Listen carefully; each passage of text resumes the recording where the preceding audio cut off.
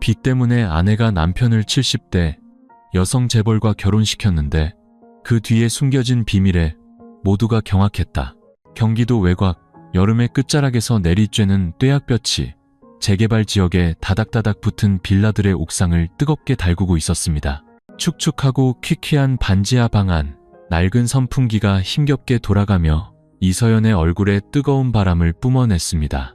이제 막 25살이 된 여자는 떨리는 손으로 혼인신고서에 도장을 찍고 있었습니다. 감격에 젖어 떨리기엔 그녀의 마음은 이미 메말라 있었습니다. 그녀의 손을 차갑게 만든 것은 다름 아닌 절망이었죠. 서연의 맞은편에 앉은 남편 김민주는 말이 없었습니다. 그의 시선은 자신이 곧 법정 남편으로 이름을 올릴 아내의 이름란에 고정되어 있었습니다. 그 이름은 이서연이 아니었습니다. 지난 4년간 동고동락했던 그의 아내가 아닌 70살의 재벌 총수 박선자 회장이었죠. 국내 최대 주유소 체인의 주인이자 풍수가 마음에 들지 않는다는 이유로 산업단지 2개를 통째로 사들였다는 소문이 파다한 인물. 그 누구도 10분간 아무 말도 하지 않았습니다. 오직 종이 넘어가는 소리, 펜이 스치는 소리, 그리고 이제 막 남남이 되어버린 두 사람의 심장이 무너지는 소리만 이 방안을 채웠습니다. 이유가 뭐냐고요? 민준이 버렸던 작은 금속 가공 공장이 실패하면서 서연이 보증을 섰던 2억 3천만 원의 빚 때문이었습니다. 은행은 집을 압류했고 빚쟁이들은 매일같이 찾아왔으며 그의 어머니는 충격으로 쓰러져 병원에 입원했습니다. 막다른 길에 몰렸을 때 박 회장이 나타났습니다. 마치 구원자처럼. 하지만 대가를 바라는 구원자였죠. 자네가 서류상으로 내 남편이 되어주게. 그럼 자네 아내의 빚은 내가 전부 갚아주지. 계약 기간은 3년, 그 후엔 이혼이야. 그것은 마치 차가운 비즈니스 거래처럼 감정 한 톨 없이 명료하게 작성되고 공증까지 마친 제안이었습니다. 문제는 이 제안을 먼저 받아들인 사람이 서연이었고 남편 민준에게 도장을 내민 사람도 바로 그녀였다는 겁니다. 그저 서류상으로만 부부인 거잖아요. 우리가 잃을 건 없어요. 3년 뒤에 당신은 돌아오고 빚도 다 갚고 집도 다시 찾고 어머님도 치료받으실 수 있어요. 저는 괜찮아요. 제발 저를 원망하지만 말아줘요. 민주는 그저 침묵했습니다. 붉게 충혈된 눈, 굳게 담은 입술은 한 남자로서의 모든 존엄이 산산조각 나는 소리 없는 비명이었습니다. 배신당했을 때 아파하는 것은 여자뿐이라고 생각하지만 아내의 결정으로 다른 여자의 남편이 되어야 하는 남자의 고통도 그에 못지 않았습니다. 결혼식은 박 회장의 거대한 대저택에서 조용히 치러졌습니다. 증인은 단 몇 명뿐. 웨딩드레스도 결혼사진도 웃음 띤 얼굴도 없었습니다. 사람들은 그 결혼을 몸값 결혼, 인생 역전쇼, 아내가 남편을 재벌에게 바쳤다며 수군거렸습니다. 하지만 서연은 신경 쓰지 않았습니다. 남편만 살릴 수 있다면 어떤 손가락질도 감당할 각오가 되어 있었으니까요. 하지만 그녀는 몰랐습니다. 그 대저택 안, 박 회장의 권위적이고 차가운 모습 뒤에는 이 세상 누구도 감히 입에 올리지 못하는 비밀이 숨겨져 있다는 것을. 그리고 그 비밀은 세상의 모든 편견을 하찮게 만들어버릴 만큼 거대한 것이었습니다. 결혼 후 첫 아침, 민주는 낯설고 거대한 방에서 눈을 떴습니다. 최고급 수입 매트리스, 빛을 완벽하게 차단하는 두꺼운 실크 커튼, 그리고 싸늘한 공간 속에서 규칙적으로 째깍거리는 앤티크 시계 소리. 박선자 회장의 대저택은 거의 1:0평에 달했고 흙단목으로 지어져 한옥의 고즈넉함과 현대 유럽 건축 양식이 어우러져 있었습니다. 하지만 그 화려함 속에는 가족의 온기라고는 찾아볼 수 없었죠. 어젯밤 혼인신고서를 제출한 후 박 회장은 피로연도 열지 않았고 사진 한 장 찍지 않았습니다. 오직 최 변호사라는 사람이 증인으로 서 있었을 뿐입니다. 그녀는 민준을 남편이라 부르지 않고 그저 이름을 부르며 말했습니다. 김군, 사람을 따라 위층방으로 가게. 저녁 식사는 매일 7시 정각. 서쪽 별채에는 절대 들어가지 말고 내가 허락하기 전엔 어떤 문도 함부로 열지 마. 목소리는 나지막했지만 칼날처럼 날카로웠습니다. 그녀의 눈빛은 수많은 비즈니스 전쟁에서 살아남은 자의 냉철함과 무서울 정도의 침착함을 담고 있었습니다. 민주는 그저 고개를 끄덕일 뿐이었습니다. 그는 마치 출구 없는 미로에 들어선 사람처럼 뒤도 돌아보지 않고 하인을 따라 걸었습니다. 아침에 그를 깨운 것은 탁자 위에 놓인 따뜻한 차 한 잔과 메모였습니다. 매일 저녁은 나와 함께 식사해야 하네. 빠져선 안 돼. 그 외의 시간엔 허락된 공간 안에서 자유롭게 지내게. 가족처럼 지내되 선은 넘지 말게. 명심해. 난 감정이 필요한 게 아니라 자네의 존재가 필요한 것뿐이야. 민주는 마지막 문장을 몇 번이고 되뇌었습니다. 감정은 필요 없다. 돈으로 산 결혼, 사랑 따위 필요 없고 그저 곁에 있기만 하면 되는 아내. 그렇다면 자신은 무엇일까? 이 거대한 저택을 채우는 장식품, 혹은 누군가의 대역일까? 그날 하루 종일 민주는 허락된 구역을 정처 없이 헤맸습니다. 고서와 미술품으로 가득 찬 거대한 서재가 있었고 값비싼 비단잉어가 헤엄치는 연못은 관리가 되지 않아 물이 흐렸습니다. 중앙홀에는 먼지 쌓인 그랜드 피아노가 수년간 아무도 건드리지 않은 듯 놓여 있었죠. 그리고 이상한 점은 집안 어디에도 가족 사진 한 장 걸려있지 않다는 것이었습니다. 모든 것이 지나치게 깔끔하고 차갑고 정돈되어 있어 오히려 이질적이었습니다. 마치 사람이 사는 집이 아니라 모든 것이 전시된 박물관 같았죠. 저녁 7시 정각 박 회장은 10인용 식탁에 이미 앉아 있었습니다. 식탁의 양끝에 앉은 사람은 단둘 박 회장과 민준. 각자의 앞에 놓인 소박한 한식 몇 가지, 술도 대화도 없었습니다. 몇 분간의 침묵 후 박 회장이 고개를 들고 딱 한마디 했습니다. 난 말 많은 남자 싫어해. 식사 끝나면 방으로 가게. 굳이 예의 차릴 필요 없어. 난 3년간의 조용함을 산 거지. 살가운 젊은 남자를 산 게 아니니까. 민주는 수저를 내려놓고 고개를 끄덕였습니다. 하지만 그를 더 놀라게 한 것은 식사가 끝날 무렵 그녀가 재킷 안에서 서류 뭉치를 꺼내 보인 것이었습니다. 이서연 씨의 채무 변제 확인서일세. 오늘 오후에 모두 처리했어. 자네는 이제 과거에 얽매일 것 없네. 말을 마친 그녀는 뒤돌아섰습니다. 돌바닥에 부딪히는 구두 소리가 그 어떤 말보다 차갑게 울려 퍼졌습니다. 민주는 서류를 손에 들고 박 회장의 힘있는 서명을 바라보았습니다. 정말로 모든 게 끝났다. 빚은 갚았지만 심장이 무겁게 짓눌리는 것을 느꼈습니다. 빚 때문이 아니었습니다. 그 대가로 치러야 할 것들 때문이었죠. 사랑도 스킨십도 없이 오직 의무와 규칙만 존재하는 결혼. 그리고 그 계약에 묶인 것은 바로 자기 자신이었습니다. 민주는 가난이 인생 최악의 불행이라 생각했습니다.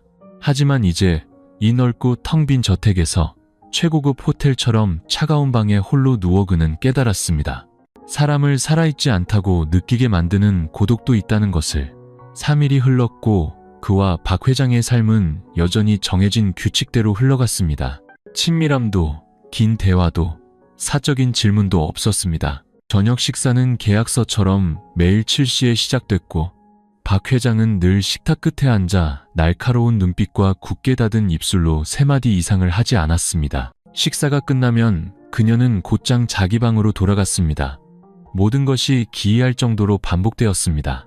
하지만 바로 그 영혼 없는 규칙성 때문에 민주는 처음에는 눈치채지 못했던 이상한 점들을 발견하기 시작했습니다.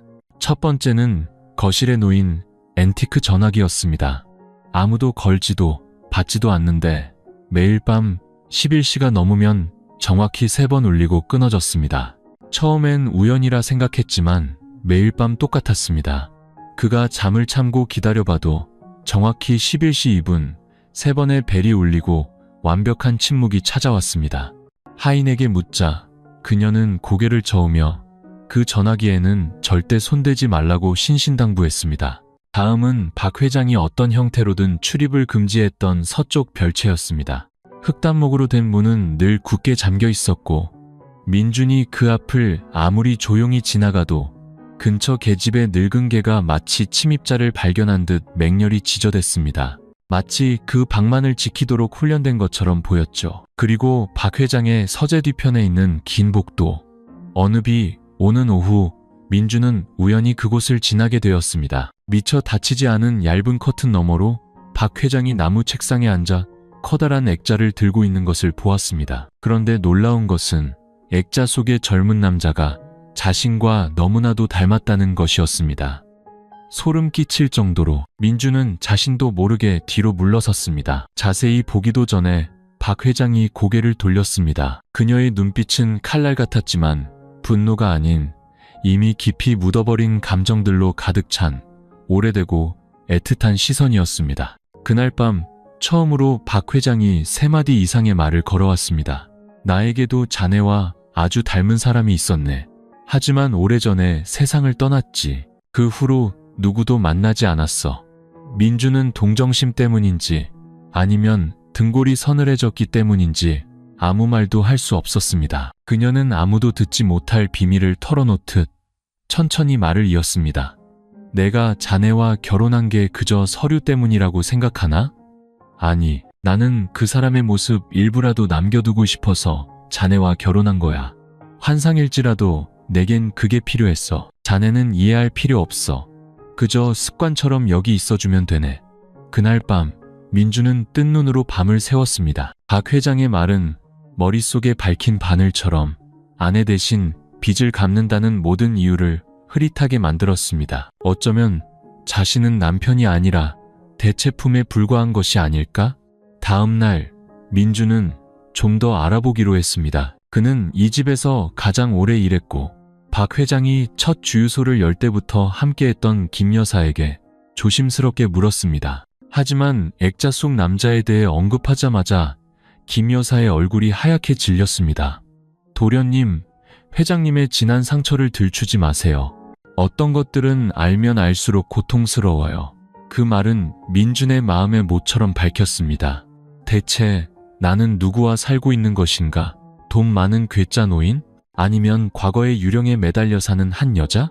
박 회장으로부터 자네와 아주 닮은 사람에 대한 이야기를 들은 후 민주는 더 이상 편히 잠들 수 없었습니다. 마음속에는 형용할 수 없는 불안감이 싹 텄습니다. 마치 자신이 더 이상 자신이 아니라 누군가의 기억에 맞춰 만들어진 껍데기 속에 사는 듯한 기분이었죠. 다음 날 오후 박 회장이 최 변호사와 함께 외출한 틈을 타 민주는 조용히 서재로 돌아갔습니다. 그 방에는 책장과 낡은 피아노 외에도 실크천으로 덮인 커다란 유리 장식장이 있었습니다. 그 안에는 수많은 액자와 기념품, 서류들이 조심스럽게 정리되어 있었죠. 그리고 그의 기억대로 그 사진은 중앙에 놓여 있었습니다. 하얀 셔츠를 입고 머리를 단정하게 넘긴 젊은 남자. 깊은 생각에 잠긴 듯 하면서도 따뜻한 눈빛. 민주는 자신의 얼굴과 사진을 가까이 대보았습니다. 심장이 거세게 뛰었습니다. 틀림없었다. 사진 속 남자는 콧날부터 턱선, 웃을 때 왼쪽 뺨에 살짝 패는 보조개까지 자신과 소름 끼치도록 닮아 있었습니다. 바로 그때 김 여사가 등 뒤에 나타났습니다. 도련님, 회장님 물건에 손대시면 안 돼요. 특히 그 사진은요. 그녀의 목소리는 낮았지만 꾸짖는 투는 아니었습니다. 어딘가 연민이 묻어 있었죠. 민준이 다급한 눈빛으로 돌아보며 물었습니다.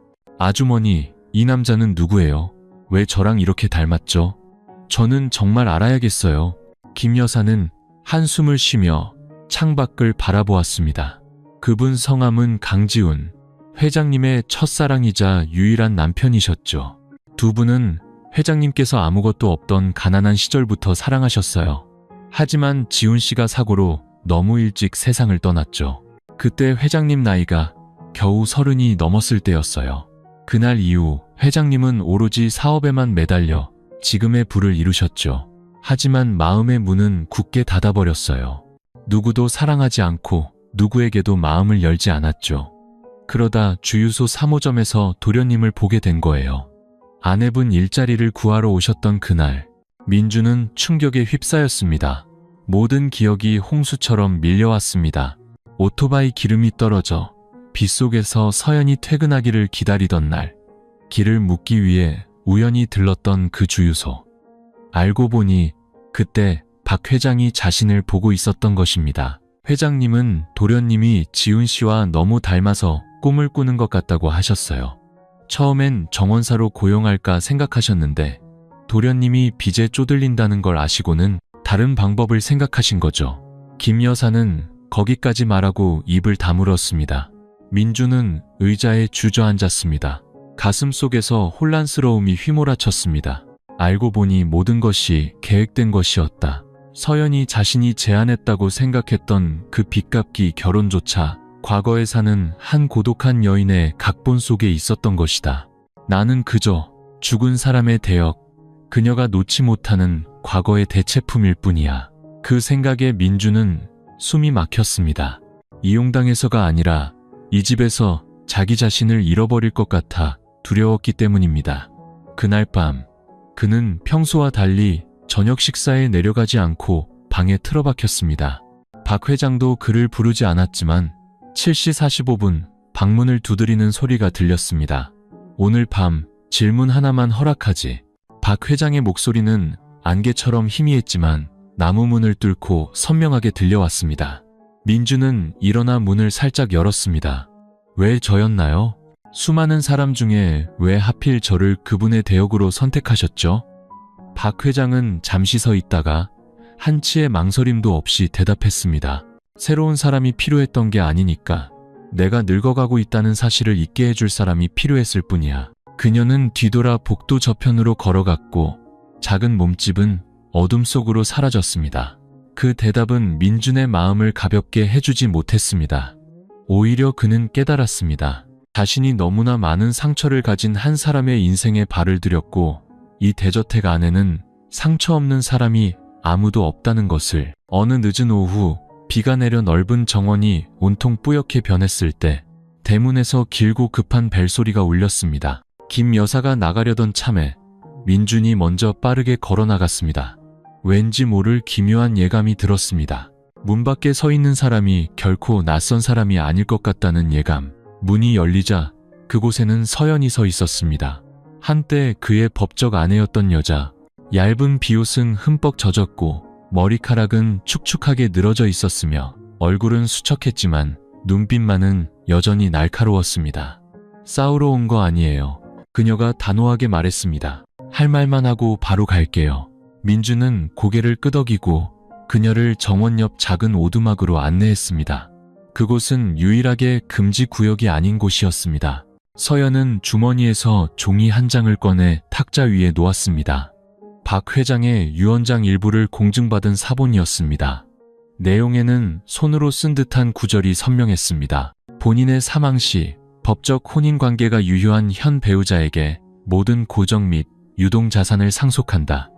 민주는 그 문장을 몇 번이고 되뇌었고 그의 눈빛은 점점 어두워졌습니다. 서연은 양손으로 테이블을 짚고 전 남편을 똑바로 쳐다보았습니다. 이제 알겠어요? 나는 단순히 자유를 팔아 생존을 산 줄 알았는데 알고 보니 나조차도 체스판 위의 말에 불과했던 거예요. 이 유언장은 최 변호사 쪽에서 흘러나온 거고 이걸 손에 넣는데 거의 한 달이 걸렸어요. 만약 이게 박 회장이 서명한 최종본이 맞다면 거의 200억에 달하는 재산의 상속자는 바로 당신이에요. 오두막 안의 공기가 무겁게 가라앉았습니다. 빗소리는 모든 이성을 휩쓸어버릴 듯 거세졌습니다. 민주는 종이를 꽉 쥐었습니다. 머릿속이 혼란스러웠습니다. 자신은 그저 대체품인 줄 알았는데 이제는 금고 열쇠를 쥔 사람이 되었다. 대체 그녀는 자신을 필요로 하는 것인가? 아니면 재산이라는 마지막 족쇄로 자신을 통제하고 싶은 것인가? 서연은 자리에서 일어나 떠날 채비를 했습니다. 하지만 문을 나서기 전 그녀가 돌아보며 날카롭게 말했습니다. 나는 그 여자 돈 필요 없어요. 하지만 당신이 정신 차리길 바라요. 너무 외로워서 더 불쌍하고 그래서 더 무서운 여자 손에 놀아나는 장기말이 되지 말아요. 문이 닫히고 민주는 홀로 앉아 낡은 종이에 인쇄된 글자를 뚫어지게 쳐다보았습니다. 사망 시 모든 재산은 법적 배우자에게 상속된다. 이 대저택에 발을 들인 이래 처음으로 민주는 자신이 단순히 피해자가 아닐 수도 있다는 것을 느꼈습니다. 그는 어쩌면 고통과 외로움, 그리고 뒤틀린 믿음으로 규칙이 쓰인 게임의 중심에 서 있는지도 몰랐습니다. 그날 밤 박 회장은 저녁 식사에 내려오지 않았고 아무도 그를 부르지 않았습니다. 민주는 식어 빠진 밥그릇을 앞에 두고 주방에 홀로 앉아 있었습니다. 창밖의 어둠이 모든 것을 삼켜버릴 듯했습니다. 정확히 11시 2분 거실 전화기가 다시 3번 울렸습니다. 등골을 서늘하게 만드는 익숙한 신호. 하지만 오늘 밤은 달랐습니다. 민주는 더 이상 무시하지 않았습니다. 그는 다가가 수화기를 들었습니다. 아무도 대답하지 않았습니다. 그저 희미하게 끊어지는 숨소리만 들려왔습니다. 그리고 마지막으로 우물 밑에서 올라오는 듯한 속삭임이 들려왔습니다. 아무도 믿지 마. 유언장을 쓴 사람조차도. 서영과의 긴장감 넘치는 만남 이후 민주는 뜬 눈으로 밤을 새웠습니다. 전화기 너머로 들려온 아무도 믿지 마. 유언장을 쓴 사람조차도라는 말은 그의 머릿속을 떠나지 않는 칼날 같았습니다. 그는 주변의 모든 것을 다른 시선으로 보기 시작했습니다. 벽에 걸린 그림들은 더 이상 고급스러운 장식품이 아니라 무언가를 감추고 있는 것처럼 보였습니다. 이 집은 단순한 거주 공간이 아니었습니다. 각자가 자신의 패를 숨기고 있는 거대한 체스판이었죠. 그리고 민준이 가장 먼저 주목한 인물은 바로 최 변호사였습니다. 60대 초반의 단정한 옷차림, 늘 박 회장의 그림자처럼 따라다니며 자신의 결혼을 공증해준 바로 그 남자. 다음 날 아침, 민주는 결혼의 체면을 위해 일부 재산을 합법화하는 문제에 대해 상의하고 싶다는 핑계를 댔습니다. 그는 최 변호사를 정원 뒤편으로 초대해 그가 특히 좋아한다고 자랑했던 최고급 녹차를 우려냈습니다. 잡담을 몇 마디 나눈 후 민준이 물었습니다. 만약에 말입니다. 박 회장님께 무슨 일이 생기면 모든 재산이 저에게 넘어오는 겁니까? 최 변호사는 순간 멈칫했지만 곧 옅은 미소를 지으며 대답했습니다. 그것이 2달 전 박 회장님께서 서명하신 최종 유언장의 조항입니다. 새로운 수정안이 없다면 법적으로 자네가 상속인이지. 그럼 수정할 수도 있습니까? 민준이 집요하게 물었습니다.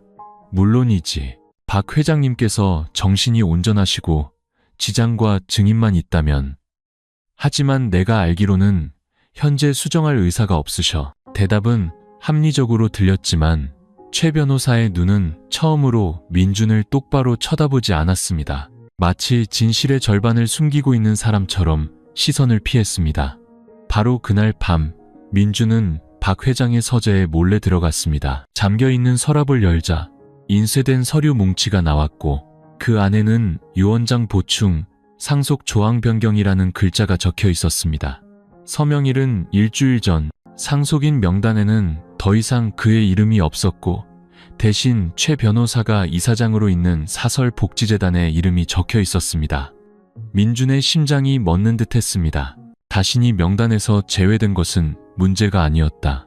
하지만 유언장을 수정한 사람은 박 회장이 아니라 최 변호사였고 서명은 그녀의 평소 필체와 완전히 달랐습니다. 민준은 법을 잘 몰랐지만 그 거대한 재산이 최 변호사가 운영하는 유령 복지재단으로 들어간다면 최종 수혜자는 그 자신 외에는 아무도 없다는 것을 충분히 이해할 수 있었습니다. 이건 더 이상 돈의 문제가 아니라 신뢰의 문제였습니다. 민주는 가짜 유언장 사본을 뚫어지게 쳐다보았고 그의 손은 미세하게 떨렸습니다. 그는 자신이 박 회장에게 통제당하고 있다고 생각했지만 이제 보니 죽은 남편의 그림자에 매달려 사는 그 고독한 여인이야말로 가장 가까운 사람에게 배신당하고 있는지도 몰랐습니다. 다음 날 아침, 박 회장은 또 아침 식사에 내려오지 않았습니다. 김 여사가 속삭였습니다. 회장님께서 요즘 많이 약해지셨어요. 계속 기침하시고 가슴이 아프다는데 병원엔 안 가시려고 해요. 최 변호사님은 그냥 쉬면 된다고만 하고 너무 걱정돼요. 민주는 고개를 끄덕였지만 마음속에서는 경고음이 울리기 시작했습니다. 최 변호사는 더 이상 변호사가 아니었다. 그는 병실 열쇠와 금고 열쇠, 그리고 어쩌면 한 사람의 마지막 운명까지 쥐고 있는 자였다. 그날 오후, 민주는 박 회장의 방문을 두드렸습니다. 평소와 달리 이번에는 들어오게라는 대답이 들려왔습니다. 차갑지도 퉁명스럽지도 않은 마치 그가 오기를 기다렸다는 듯한 목소리였습니다. 박 회장의 침실은 사람들이 상상하는 것처럼 화려하지 않았습니다. 낮은 나무 침대, 단정하게 정돈된 침구, 방 한쪽 구석에는 작은 찻상이 놓여 있었고 그 옆에는 낡은 카세트 플레이어에서 옛 트로트가 희미하게 흘러나오고 있었습니다. 벽에는 민준이 보았던 그 남자의 액자 하나만이 걸려 있었습니다. 여전히 그 미소, 여전히 깊은 생각에 잠긴 듯한 그 눈빛. 민준은 무거운 마음으로 자리에 앉았습니다. 더 이상 낯설거나 두려운 감정은 없었습니다. 그저 연민만이 남았을 뿐. 전부 알게 됐습니다. 민준이 차분한 목소리로 입을 열었습니다. 새로운 유원장에 대해, 그리고 회장님께서 직접 서명하지 않은 복지재단의 이름에 대해. 박 회장은 놀라지도 그를 돌아보지도 않았습니다. 그녀의 시선은 여전히 액자에 고정되어 있었고 떨리는 손으로 뜨거운 찻잔을 들고 있었습니다. 잠시 후 그녀는 찻잔을 내려놓으며 쉰 목소리로 말했습니다. 결국 자네도 알게 되었군. 침묵이 방을 가득 채웠습니다. 잠시 후 그녀가 말을 이었습니다. 이제 숨기지 않겠네. 몇 달 전부터 내가 한 일을 정확히 기억하지 못하기 시작했어. 어떨 땐 유언장을 썼다가 아침에 일어나면 기억이 안 나. 어떨 땐 서류에 서명했지만 내가 제대로 읽었는지조차 불분명해. 최 변호사도 알고 있고 나도 그가 내 약점을 이용해 원하는 것을 하려 한다는 걸 알고 있네. 그녀의 목소리는 갈라졌습니다. 더 이상 강인한 재벌 총수도 동남부 경제계를 주름잡던 권력자도 아니었습니다. 그저 늙고 외로운 한 사람일 뿐이었습니다. 돈을 잃는 건 두렵지 않아. 내 인생 마지막 순간에 진심으로 내 곁에 있어줄 사람이 아무도 없다는 게 두려울 뿐이지. 그녀가 민준을 향해 돌아섰고 눈가에는 눈물이 고여 있었습니다. 내가 자네와 결혼한 건 사랑해서가 아니라 자네가 지훈 씨를 닮았기 때문이었어. 그저 그림자 하나만 있으면 계속 살아갈 수 있을 거라 생각했지. 하지만 날이 갈수록 자네가 그 사람이 아니라는 걸 명확히 깨닫게 됐고 그게 나를 가장 아프게 했네. 민준은 아무 말도 할 수 없었습니다. 그는 원망했고 자신이 팔렸다고, 이용당했다고 생각했습니다. 하지만 이제 그는 깨달았습니다. 자신이 한 여인의 삶의 마지막, 그녀가 누군가를 가장 필요로 하는 바로 그 순간에 들어왔다는 것을. 사랑하기 위해서가 아니라 진실을 말하기 위해서. 더 이상 침묵하시면 안 됩니다.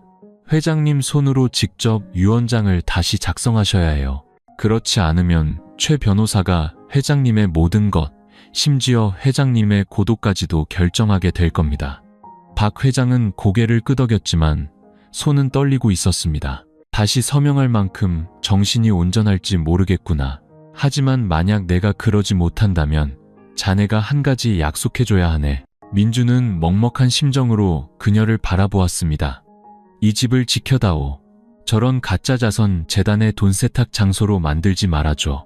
내가 떠나더라도 지훈 씨에게 향을 피워주고 나를 기억해줄 사람이 있었으면 좋겠어. 돈 많은 늙은이로서가 아니라 한때 진실로 사랑했던 여자로서. 그날 밤 민주는 처음으로 그녀의 방에 오랫동안 머물렀습니다. 두 사람은 많은 말을 하지 않았습니다.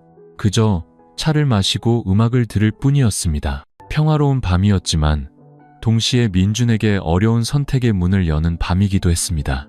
계약 남편으로 남을 것인가, 아니면 박 회장의 편에 서서 이 대저택의 모든 것을 집어삼키려는 거대한 세력에 맞설 것인가.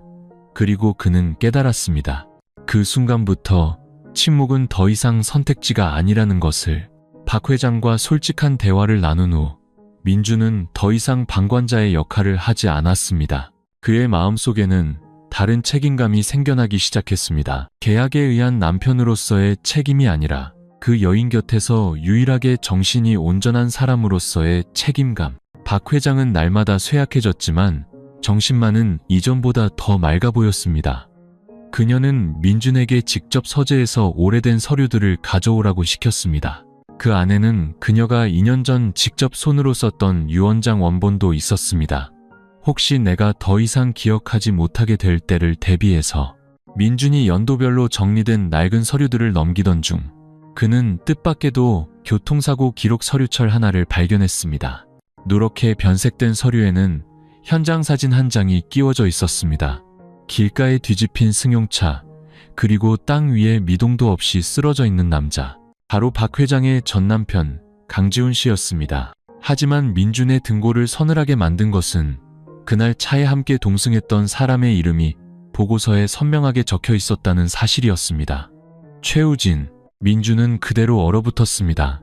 틀림없었다. 현재의 최 변호사, 그는 한때 강지훈 씨의 절친한 친구이자 개인 운전기사였고 그 사고 소식을 전한 장본인이었으며 그 후 20년 넘게 박 회장의 가장 가까운 사람이 되었다. 이것은 너무나도 지나친 우연, 아니 의심스러운 우연이었습니다. 그날 밤 민준은 조용히 인터넷으로 오래된 신문 기사들을 검색했습니다.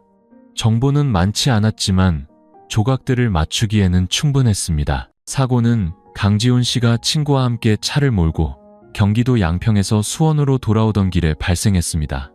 결론은 브레이크 고장. 하지만 그 차량은 최 변호사의 관리하에 있었고 출발 전 차량을 정비한 사람도 바로 그였습니다. 민준의 머릿속에 의문이 떠오르기 시작했습니다.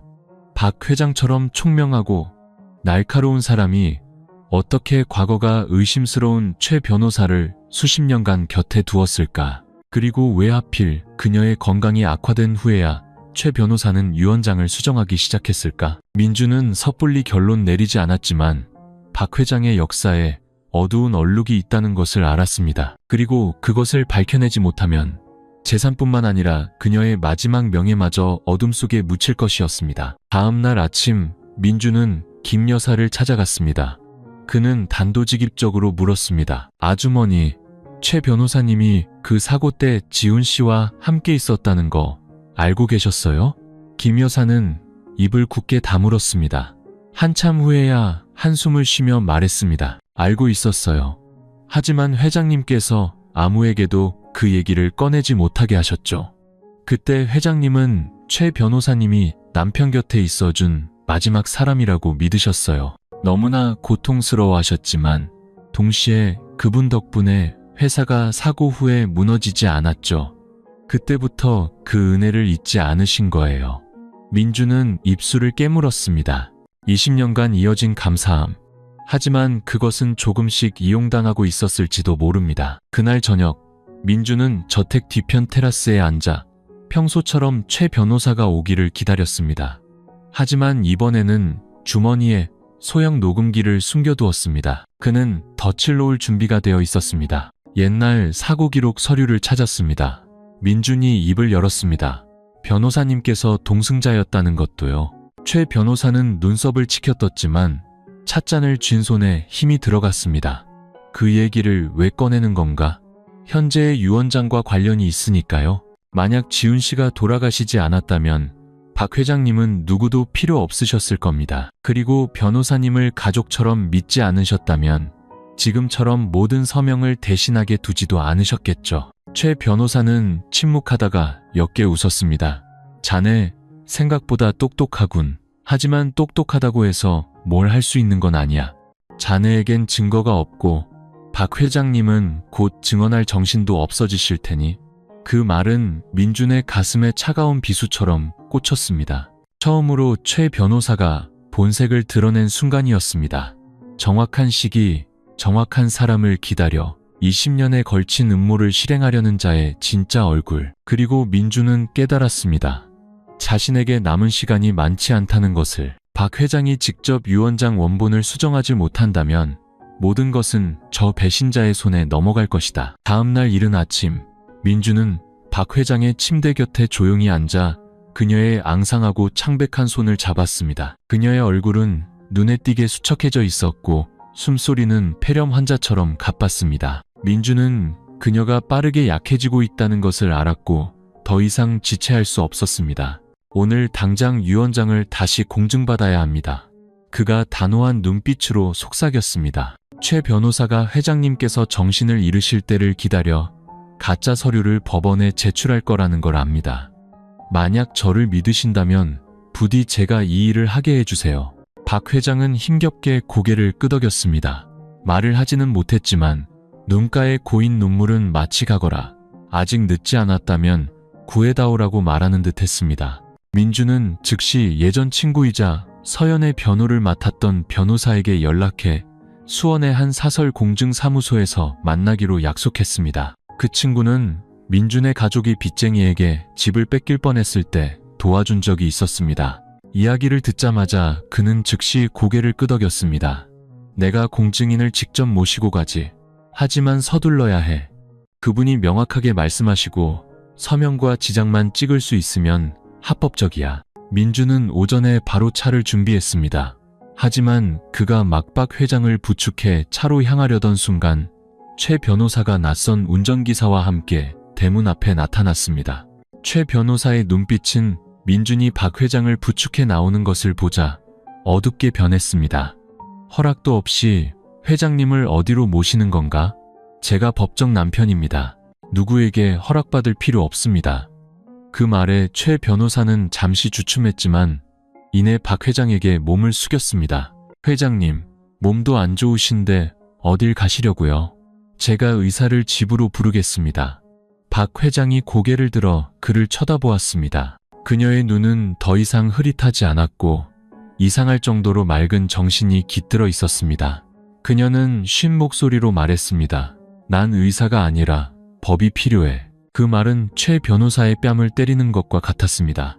뒤에 있던 운전기사가 다가오려 하자 민준이 막아서며 강철처럼 단단한 목소리로 말했습니다. 만약 제 아내가 병원에 가는 걸 막는다면 경찰을 부르겠습니다. 양측은 몇 분간 팽팽하게 대치했고 결국 최 변호사는 물러서야 했습니다. 하지만 돌아설 때 그의 눈빛은 더 이상 평소의 신사적인 미소가 아니었습니다. 마치 민준이 공개적으로 선전포고를 한 듯 악의에 찬 시선이었습니다. 박 회장을 태운 차는 오전 9시에 저택을 떠났습니다. 9시 45분, 공증인과 변호사는 밀폐된 방 안에 도착했습니다. 민준은 박 회장의 손을 잡고 그녀가 힘겹지만 또렷하게 읽는 한마디 한마디를 도왔습니다. 1시간이 넘게 걸려 모든 절차가 끝났고 새로운 위원장은 공식적으로 효력을 발휘했습니다. 법적 상속인은 민준도 최 변호사도 아니었습니다. 박 회장이 지정한 지훈 선자 가족 기념 재단이었고 최 변호사와는 전혀 관련 없는 독립적인 세 사람이 감독하기로 했습니다. 공증인이 서류를 챙겨 돌아가자 박 회장이 민준의 손을 잡고 속삭였습니다. 고맙네, 김군. 자네가 내 마지막 명예를 구해줬어. 그리고 그 재산은 더 이상 누구도 해치게 두지 않을 걸세. 민준은 아무 말 없이 그녀의 손을 가만히 잡았습니다. 저택으로 돌아왔을 때 최 변호사는 이미 사라지고 없었습니다. 가버렸어요. 운전기사도 함께요. 밤사이에 짐을 다 챙겨서 다시는 돌아오지 않을 사람처럼요. 김 여사가 믿기지 않는다는 표정으로 말했습니다. 민준은 서재로 들어갔습니다. 강지훈 씨의 사진은 여전히 그 자리에 있었지만 이 집에 들어온 이래 처음으로 그는 그 사진이 더 이상 슬퍼 보이지 않는다고 느꼈습니다. 그는 알았습니다. 그 모든 가시 돋친 껍질 뒤에 있던 한 여인이 마침내 자신의 온전한 정신으로 과거의 유령으로부터 해방되었다는 것을. 새로운 위원장이 효력을 발휘한 지 일주일 후 박 회장의 건강은 눈에 띄게 약해졌지만 정신은 이상할 정도로 맑았습니다. 민준은 그녀가 마치 인생의 마지막 장을 후회 없이 닫으려는 사람처럼 마음이 가벼워진 것을 느꼈습니다. 하지만 그 평화는 길지 않았습니다.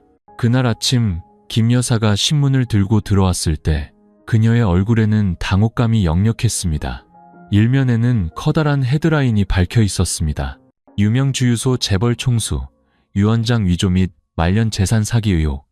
그 아래에는 박 회장이 공증사무실에서 서류에 서명하는 모습과 함께 다음과 같은 글이 실려 있었습니다. 전직 변호사 최우진 씨 측 제보에 따르면 박 회장은 건강 악화와 기억 장애로 인해 정신적으로 조종당했으며 자신의 의지와 다른 문서에 서명했다. 민사소송이 경기도 지방법원에 접수된 상태. 민준은 신문을 확 낚아챘습니다. 박 회장도 자리에서 일어났습니다. 흐릿한 눈을 깜빡였지만 그녀는 울지 않고 조용히 말했습니다. 이럴 줄 알았어. 그 사람이 그렇게 쉽게 포기할 리 없지. 민준은 즉시 자신의 변호사에게 연락했습니다. 그는 공증 과정 전체를 지켜본 증인이었습니다. 하지만 전화기 너머에서는 좋지 않은 소식이 들려왔습니다. 우리에게는 녹음 파일과 증명서가 모두 있습니다. 하지만 문제는 최 변호사 측에서 박 회장님이 노인성인지 저하 증세가 있다는 의료 감정서를 함께 제출했다는 겁니다. 그들은 회장님의 행위 능력에 대한 재감정을 요구하고 있고, 만약 법원이 이를 받아들이면 모든 유언장은 무효가 될 수 있습니다. 비열한 놈들. 민주는 주먹을 꽉 쥐었습니다.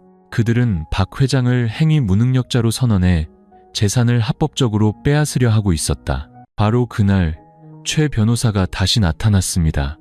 하지만 혼자가 아니었습니다. 그는 기자 한 명을 대동하고 저택 문 밖에 버젓이 서서 카메라를 향해 큰 소리로 외쳤습니다. 저는 박 회장님께서 무일푼일 때부터 이 재산을 일구실 때까지 모든 것을 지켜본 사람입니다. 독립적인 조사를 요구합니다.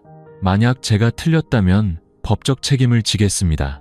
하지만 누군가 그녀를 조종하고 있다면 그 진실은 반드시 밝혀져야 합니다. 기자는 카메라를 문 쪽으로 돌렸고 붉은 녹화 불빛이 안쪽에 서 있는 민준의 얼굴을 찌르는 듯 했습니다. 동네 사람들이 웅성거리며 모여들기 시작했습니다. 저놈 70살 노인네랑 결혼한 게 다 돈 때문이지 뭐야. 쯧쯧. 박 회장님 불쌍해서 어째. 말년의 애송이한테 휘둘리다니. 소문은 산불처럼 번져나갔습니다. 대저택은 더 이상 평화롭지 않았습니다. 박 회장은 사람들이 손가락질하는 창밖을 바라보았습니다. 눈가는 붉었지만 그녀는 여전히 아무 말도 하지 않았습니다. 민준이 그녀의 손을 꼭 잡고 나지막이 말했습니다. 침묵할 수 없습니다. 제가 회장님을 독립적인 의사에게 모시고 가서 재감정을 받고 필요하다면 이 사건을 법정까지 끌고 가겠습니다. 박 회장은 조용히 고개를 끄덕였습니다. 하지만 그녀는 알았습니다. 이 싸움은 단순히 법적인 싸움이 아니라는 것을. 그것은 명예, 한 여인이 인생의 마지막에 단 한 번도 잃고 싶지 않았던 존엄성에 관한 것이었습니다. 그날 밤 민주는 조용히 핸드폰을 열어 오래된 녹음 파일을 다시 들었습니다. 그와 최 변호사 사이의 대화. 그가 무심코 내뱉었던 말. 자네에겐 증거가 없고 박 회장님은 곧 증언할 정신도 없어지실 테니. 민주는 혹시 모를 사태에 대비해 그 녹음 파일을 핸드폰, 이메일, USB 등 여러 곳에 저장했습니다. 그는 그 여인이 배신자의 진흙탕 속으로 끌려 들어가는 것을, 특히 그녀가 진실을 위해 용기를 낸 지금 결코 내버려 둘 수 없었습니다. 경기도 지방법원은 최우진 씨의 신청을 받아들여 박선자 회장의 행위 능력 재감정 여부를 심리하기 위한 비공개 신문을 열었습니다. 만약 그녀가 유언장 서명 시점에 충분한 판단 능력이 없었다고 결론나면 모든 서류는 무효가 될 것이었습니다. 원고 측인 최 변호사는 3명의 변호사와 함께 나타났습니다. 그중 한 명은 전직도 공증사무소 부소장 출신으로 법조계의 오랜 인맥이었습니다. 그는 마치 모든 것이 자기 손안에 있다는 듯 자신만만하고 침착해 보였습니다. 민주는 젊지만 강단 있는 자신의 변호사와 함께했습니다. 박 회장은 쇠약했지만 휠체어를 타고 법정에 출석했습니다. 그녀는 옅은 회색 한복을 입고 머리를 단정하게 빗어 넘겼습니다. 얼굴은 창백했지만 눈빛은 맑았습니다. 재판장이 질문을 시작했습니다. 박선자 씨, 지난달 15일 제3공증 사무소에서 본 유언장에 서명하신 것이 맞는지 확인해 주십시오. 박 회장은 가볍게 고개를 끄덕이며 쉰 목소리지만 단호하게 대답했습니다. 제가 서명했습니다.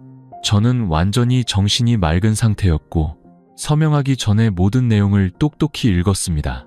최 변호사 측은 즉시 반박했습니다.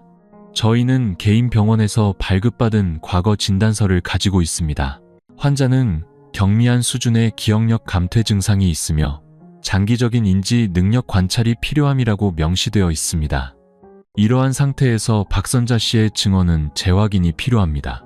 민준의 변호사는 지체 없이 서류처를 제출했습니다. 재판장님, 피고 측은 유언장 서명 불과 일주일 후에 대학병원에서 실시한 의료 감정서를 가지고 있습니다. 결론은 환자는 인지 능력이 충분하며 질문에 정확하게 대답하고 독립적인 법적 결정을 내릴 수 있음입니다. 원고 측은 순간 당황한 기색이었습니다. 이어서 민준의 변호사는 민준과 최 변호사 사이의 대화 녹음 원본과 음성 발췌본을 제출했습니다. 자네에겐 증거가 없고 박 회장님은 곧 증언할 정신도 없어지실 테니 법정 전체가 조용해졌습니다. 재판장이 원고 측을 쳐다보았습니다. 최우진 씨, 이것이 본인의 목소리가 맞습니까? 최 변호사는 말문이 막혔습니다. 옆에 앉은 변호사가 급히 끼어들어 녹음 증거는 조작될 수 있다고 주장했지만 재판장이 음성 감정을 요구하자 최 변호사는 눈에 띄게 당황했습니다. 그의 오만했던 자신감이 처음으로 사라졌습니다. 재판이 민준 측에 완전히 기울어지는 듯 했을 때 또 다른 충격이 닥쳤습니다. 50대 중반의 한 여성이 회색 정장 차림으로 법정에 나타났습니다. 그녀는 원고석으로 직진해 아무 말 없이 서류 뭉치를 테이블 위에 올려놓으며 말했습니다. 새로운 증인 및 증거 보충을 신청합니다. 재판장이 서류를 훑어보더니 미간을 찌푸렸습니다. 누구십니까? 저는 박선자 씨의 고인이 된 남편 강지훈 씨의 배다른 동생입니다. 오빠가 유언 없이 사망했고 박선자 씨가 당시 혼인 재산을 분할하지 않았기 때문에 저는 오빠의 유산에 대한 권리가 있습니다. 법정 전체가 술렁였습니다. 최 변호사가 곁눈질로 그녀를 보았고 그의 눈에는 암묵적인 이해의 빛이 스쳤습니다. 그녀는 그의 마지막 패였다. 유산 분쟁을 위해 멀리서 끌어온 친척. 이제 사건은 단순히 박 회장과 최 변호사 사이의 유언장 분쟁이 아니라 거의 30년 전 과거와 얽힌 상속 전쟁으로 번졌습니다. 신문이 끝난 후 민주는 박 회장을 밖으로 모셨습니다. 법원 마당에는 차가운 저녁 바람이 불었습니다. 그들이 그런 사람까지 끌어들일 줄은 몰랐습니다. 민준이 깊은 생각에 잠긴 얼굴로 말했습니다. 박 회장은 슬프게 웃으며 말했습니다. 나도 몰랐네. 하지만 괜찮아, 민준군. 이젠 재산을 잃는 건 두렵지 않아. 내가 사람을 잘못 믿었다는 사실이 두려울 뿐이지. 자네는 내가 마지막으로 믿을 수 있는 사람이야. 나를 후회하게 만들지 말아줘. 민주는 그녀의 손을 가만히 잡았습니다. 마음이 무거웠습니다. 그는 이 싸움이 이제 막 시작되었으며 최 변호사의 배후에는 아직 드러나지 않은 어둠이 도사리고 있다는 것을 알았습니다. 법정 신문 이후 박 회장은 눈에 띄게 쇠약해졌지만 병원 입원은 끝내 거부했습니다. 가야 한다면 내 집에서 가고 싶어. 그녀는 두려움 없이 그저 슬픈 눈으로 먼 곳을 바라보며 말했습니다. 하지만 민주는 가만히 있을 수 없었습니다. 강지훈 씨의 여동생이라 자칭하는 여자가 나타난 순간부터 그는 이 싸움이 단순한 재산 다툼이 아니라 아주 오래전부터 계획된 음모라는 것을 직감했습니다. 그는 그녀에 대해 조사하기 시작했습니다. 서류에 적힌 이름은 강혜정, 1973년생, 고향은 경상도, 현재는 수원에 거주. 의심스러운 점은 박 회장이 보관하고 있던 강지훈 씨 관련 모든 서류, 어디에도 혜정이라는 이름은 없었다는 것이었습니다. 사진도, 편지도, 옛 호적에도 심지어 배다른 여동생을 언급한 어떤 기록도 없었습니다. 진실을 밝히기로 결심한 민주는 강지훈 씨가 예전에 주민등록을 했던 동사무소에서 일하는 옛 친구에게 조용히 연락했습니다. 3일 후 전화가 걸려왔습니다. 강지훈 씨의 배다른 동생 중에 혜정이라는 이름은 없어. 그분의 아버지는 자식이 하나뿐이었고 어머니는 1972년에 돌아가셨어. 그런데 그 강혜정이라는 사람이 1973년생이면 어떻게 배다른 동생이 되겠어? 민주는 전화기를 꽉 쥐었습니다. 진실의 윤곽이 드러나기 시작했습니다. 그는 즉시 추가 조사를 했고 그 결과는 등골을 서늘하게 만들었습니다. 강혜정은 12년 전 토지 사기 사건에 연루되었지만 증거 불충분으로 풀려난 전과가 있었습니다. 그때 그녀를 변호했던 사람이 바로 최 변호사였습니다. 오래된 인연, 새로운 얼굴. 민주는 서둘러 박 회장에게 알리지 않았습니다. 지금 말하면 그녀가 무너질 것을 알았기 때문입니다. 그는 조용히 모든 정보를 기록했습니다. 옛 호적 등본, 강지훈 씨의 출생증명서, 공식적인 자녀 명단, 그리고 강혜정의 범죄 경력 조회서. 모든 것이 강혜정이 강지훈 씨와 혈연 관계가 없다는 것을 증명했습니다. 그는 모든 서류를 두 부씩 인쇄해 한 부는 박 회장의 집 금고에, 나머지 한 부는 자신의 변호사 사무실에 보내며 메모를 남겼습니다. 나나 박 회장님께 무슨 일이 생기면 이 서류를 공개할 것. 이것이 저들의 정체를 밝힐 열쇠임. 그날 밤 박 회장이 민준을 방으로 불렀습니다. 동네에서 수군거리는 소리를 들었네. 내가 말년에 죽은 남편, 친척과 재산을 놓고 싸운다고들 하더군. 민준군, 내가 그렇게 욕심 많은 사람으로 보이나? 민준은 잠시 말을 잃었습니다. 그는 세월과 눈물로 흐려진 그녀의 눈을 바라보았습니다. 회장님은 그저 당연히 당신의 것을 지키고 있을 뿐입니다. 지금 그것을 탐내는 자들은 피 한 방울 섞이지 않았고 회장님께 연민도 없습니다. 만약 회장님께서 침묵하신다면 그들이야말로 회장님께서 사랑하셨던 지훈 씨의 명예를 더럽히는 도둑이 될 겁니다. 박 회장은 눈물을 흘렸습니다. 만약 그 사람이 살아있다면 이런 내 모습을 보고 뭐라고 생각할까? 분명 회장님 곁에서 계실 겁니다. 그리고 저도 그럴 겁니다. 그때 박 회장이 민준의 손을 잡고 처음으로 간절한 목소리로 말했습니다. 자네는 더 이상 내가 빌려온 그림자가 아니야. 이제 내 인생의 진짜 사람이 되었네. 민준군. 민준은 눈물을 참으며 그녀의 손을 꽉 쥐었습니다. 그는 깨달았습니다. 이 모든 싸움 속에서도 결국 남는 것은 계산과 계약으로 시작된 두 사람 사이에 피어난 진실한 인간애라는 것을. 하지만 그때 다른 곳에서는 최 변호사가 법원 내부 정보원으로부터 보고를 받고 있었습니다. 그는 미간을 찌푸리며 차갑게 말했습니다. 김민준이 혜정이 서류를 모으고 있다고? 법정에 제출하게 둬선 안 돼. 필요하다면 그놈 입을 막아버려. 그날 아침 민준은 강혜정의 신분이 가짜임을 증명하는 서류 사본을 변호사 사무실에 맡기고 막 나오던 참이었습니다. 그때 낯선 번호로 전화가 걸려왔습니다. 수화기 너머에서는 낮고 거친 남자의 목소리가 들려왔습니다. 그만두는 게 좋을 거다. 네가 뭘 가졌는지, 뭘 하려는지, 어디에 맡겼는지 다 알고 있어. 누군가 우연히 사고당하는 꼴 보기 싫으면 이 게임에서 빠져. 전화는 발신 번호를 남기지 않고 끊겼습니다. 민준은 길 한가운데서 얼어붙었습니다. 심장이 미친 듯이 뛰었습니다. 그는 박 회장에게 말하지 않았습니다. 두려워서가 아니었습니다. 이제 자신이 그녀와 저 야수 같은 무리들 사이에 남은 유일한 방패였기 때문입니다. 그날 밤 민준이 박 회장의 약을 사러 저택을 나섰을 때 그의 오토바이를 승용차 한 대가 뒤에서 들이받았습니다. 비가 내리고 가로등 불빛이 희미한 밤이었습니다. 민준은 길 위로 나뒹굴었고 머리를 보도블록에 부딪혔습니다.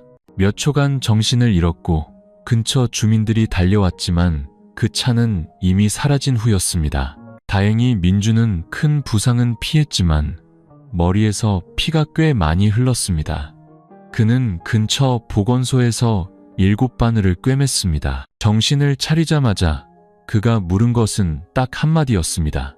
제 핸드폰은요? 다행히 핸드폰은 주머니에 그대로 있었고 최 변호사의 목소리가 담긴 녹음 파일, 가짜 서류 사진, 친구가 보내준 증언 모두 무사했습니다. 그들이 아직 증거를 손에 넣지 못했지만 다시 돌아올 것을 그는 알았습니다. 저택으로 돌아오자 민준을 본 박 회장이 소리쳤습니다. 세상에, 이게 무슨 일이야.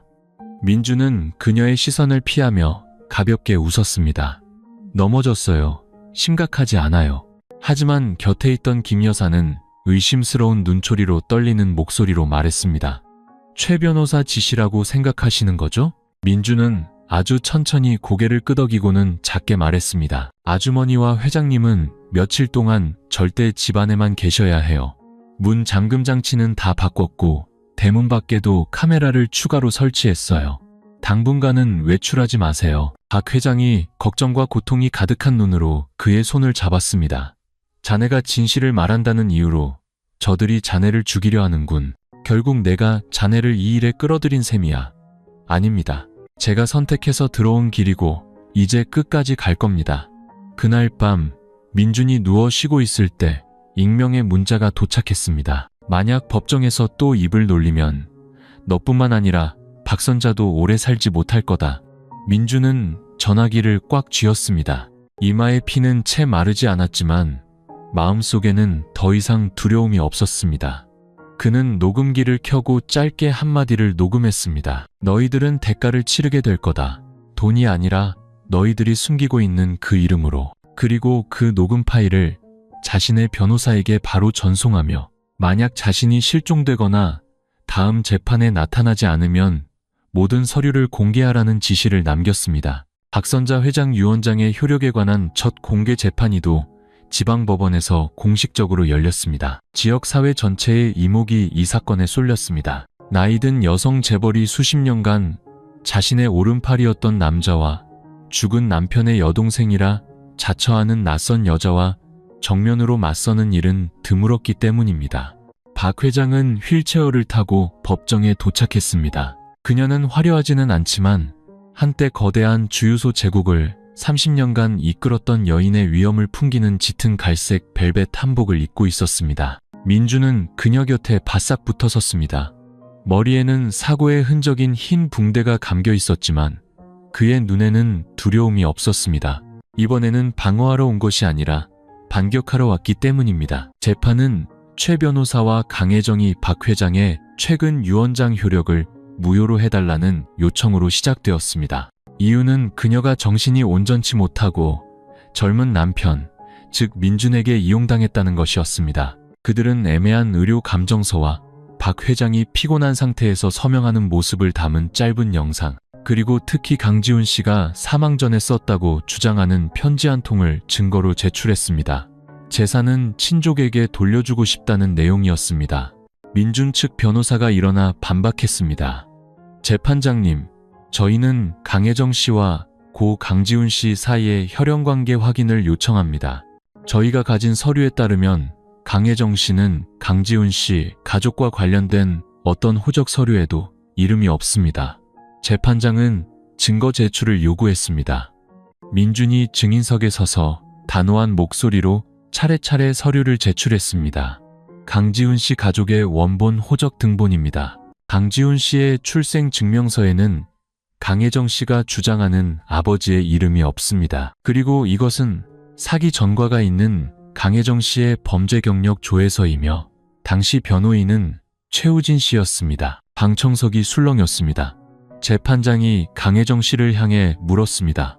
고인과의 혈연관계를 증명할 서류가 전혀 없다는 점에 대해 하실 말씀 있습니까? 강혜정은 더듬거리며 무언가 말하려 했지만 최 변호사가 급히 끼어들었습니다.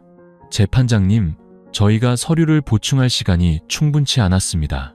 제 생각엔 당신들에게는 준비할 시간이 수십 년은 있었던 것 같은데요. 민준이 최 변호사를 똑바로 쳐다보며 말을 잘랐습니다. 하지만 그런 서류는 존재하지 않으니까 당신들이 법을 피하기 위해 가짜 여동생을 만들어낸 거겠죠. 방청석은 숨을 죽였습니다. 민준의 변호사가 말을 이었습니다. 저희는 또한 특별한 자료 하나를 제출하고자 합니다. 최우진 씨가 박선자 회장님의 재산을 탈취한 후 자금을 이전하기 위해 외국계 회사와 맺은 비밀 금융 계약서입니다. 그는 이메일, 계약서, 스캔본, 은행 증명서 등이 포함된 서류 뭉치를 제출했습니다. 이 모든 것은 민준이 비밀리에 접촉한 제보자로부터 얻은 것이었습니다. 그는 2년 전 최 변호사에게 억울하게 해고당한 그의 전직 회계사였습니다. 분노에 찬 그 남자는 최 변호사의 모든 비밀거래 사본을 보관하고 있었고 민준의 말을 듣자마자 기꺼이 제공했습니다. 만약 침묵하신다면 당신이 지키려 했던 재산은 자격 없는 자의 손에 넘어갈 겁니다.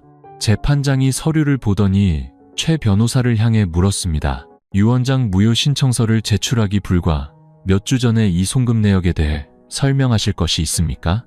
최 변호사의 얼굴이 새하얗게 질렸고 강혜정도 떨며 땀을 흘렸습니다. 저는 아무것도 모릅니다. 착오가 있었을 겁니다. 됐습니다. 박 회장의 목소리가 약하지만 단호하게 울려 퍼졌습니다. 그들은 나를 이용했습니다. 이름도, 서류도, 심지어 도덕까지도 위조했습니다. 하지만 그들이 위조할 수 없는 단 한 가지는 바로 진실입니다. 그녀는 민준을 바라본 뒤 법정을 향해 말했습니다. 저는 제 손으로 명확한 의식을 가지고 유언장에 서명하고 지장을 찍었습니다. 상속인은 저들 중 누구도 아닌 배신자들이 아니라 우리 가족의 명예를 지키기 위해 제가 선택한 사람들입니다. 법정 전체가 숨을 죽였습니다. 처음으로 박 회장이 모든 것을 숨김없이 두려움 없이 털어놓았습니다. 그리고 처음으로 사람들은 그녀를 호기심이나 의심이 아닌 존경의 눈빛으로 바라보았습니다. 재판 후 모든 증거는 박 회장과 민준에게 유리하게 돌아갔습니다. 언론은 긍정적인 방향으로 보도하기 시작했고 여론도 잠잠해졌습니다. 한때 비난했던 많은 사람들이 속으로 사과했지만 민준은 경계를 늦추지 않았습니다. 그는 궁지에 몰린 여우가 조용히 죽지 않는다는 것을 잘 알았습니다. 물어뜯을 수 있는 모든 것을 동원해 반격할 것이었습니다. 그리고 그는 옳았습니다. 3일 후 그가 다음 재판을 위해 서재에서 서류를 검토하고 있을 때 박 회장의 컴퓨터로 익명의 이메일 한 통이 도착했습니다.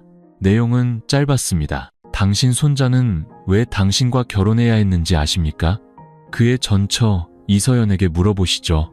돈 때문에 남편을 팔았다고 고백하는 여자를 어떻게 믿을 수 있겠습니까? 첨부된 파일은 한 카페에서 몰래 촬영된 영상이었습니다. 영상 속에는 이서연이 정장을 입은 남자와 앉아 있었습니다. 다름 아닌 최 변호사였습니다. 영상 속 서연은 떨리는 목소리지만 분명하게 말했습니다. 전 아버지를 살릴 돈이 필요했을 뿐이에요. 다른 선택이 없었어요. 민준 씨에게 박 회장님과 결혼하라고 한 건 제가 빚이 많아서라고 했지만 그가 진심이 될 줄은 몰랐어요. 이제 그는 저를 증오해요. 만약 그를 이 일에서 빼내고 싶다면 그렇게 하세요. 하지만 박 회장님을 더 이상 상처 입히지 마세요. 영상을 본 박 회장은 한동안 말이 없었습니다. 그녀는 오랫동안 민준을 바라보았습니다. 그녀의 눈에는 모욕감 때문이 아닌 아물지 않은 상처를 다시 헤집힌 아이처럼 흐려지는 민준의 눈빛을 보는 고통이 담겨 있었습니다. 죄송합니다. 제가 한때 제 마음을 속였습니다. 민준이 쉰 목소리로 말했습니다. 서연 씨는 과거입니다. 가난하고 암울하고 고통스러웠던 과거요. 하지만 회장님, 이 집에 들어온 순간부터 단 한 번도 회장님을 거래 대상으로 생각한 적 없습니다. 저는 얼마든지 떠날 수 있었을 때 남기를 선택했습니다. 회장님과 결혼한 것을 후회하지 않습니다. 그 말을 들은 박 회장의 눈에서 조용히 눈물이 흘렀습니다. 하지만 이번에는 물러서지 않았습니다. 그녀는 민준의 손을 잡으며 말했습니다. 나는 자네를 믿네. 과거에 어두운 구석이 없는 사람이 어디 있겠나. 민준은 그 이메일에 답장하지 않았습니다. 하지만 그는 최 변호사가 자신의 마지막 약점, 자존심을 건드렸다는 것을 알았습니다. 그날 밤, 그는 박 회장과 결혼한 이후 처음으로 서연을 찾아갔습니다. 그녀는 수원의 한 술집에서 서빙을 하며 작은 원룸에서 살고 있었습니다. 예전보다 초라해졌지만 눈빛은 그대로였습니다. 여전히 부모를 위해 자신의 심장까지 팔 수 있는 여자. 저 원망하러 오셨어요? 서연이 그의 눈을 피하며 물었습니다. 아니, 고마워하러 왔어. 서연은 놀라서 고개를 들었습니다. 만약 그날 네가 나를 그분과 결혼하라고 몰아붙이지 않았다면 난 아마 지금도 빚에 쫓겨 세상을 원망하며 사는 한심한 놈이었을 거야. 하지만 이제 난 한 사람을 위해 살아. 나를 마지막까지 믿어준 사람.